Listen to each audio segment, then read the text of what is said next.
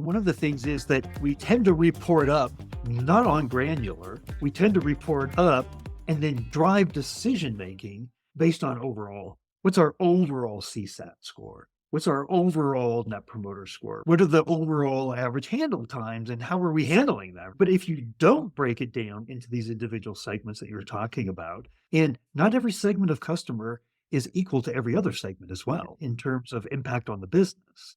And maybe that's your background in archaeology, a love of data that's coming into play here, because inside of the data is information that is knowledge that can be acted upon.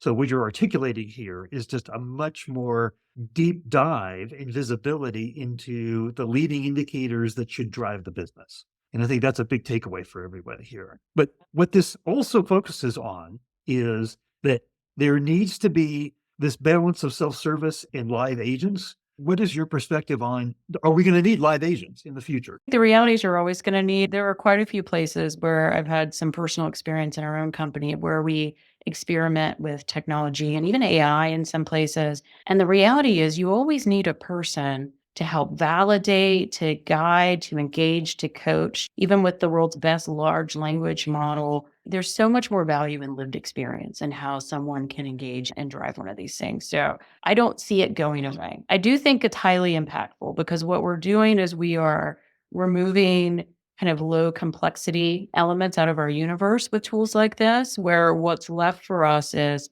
things that are more complex that maybe any kind of model wouldn't have enough insights on.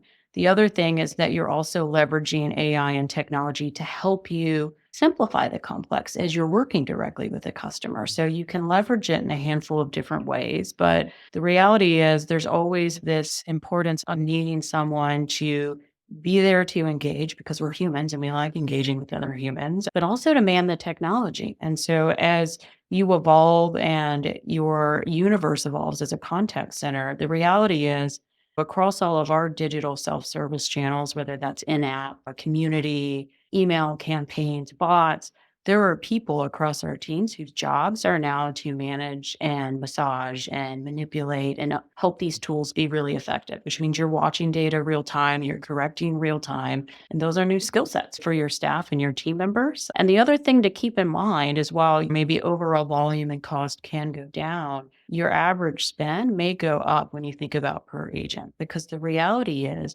when you move the kind of low complexity items off, all that's left is highly complex, which means you probably need more complex skill sets and competencies than what you've had before. And so you will have directional reduction in some of your operating costs, but it's not a one for one because you're leaving a more complex universe, which requires specialized skills. That's really important for folks. I hear that a lot sometimes when people are like, oh, AI is going to drive a 25% reduction in my volume. I'm going to save 25% of my operating costs. That's not going to happen. There's other trade-offs. You're still going to get it down, but it's not going to be one for one. So you have to keep that in mind.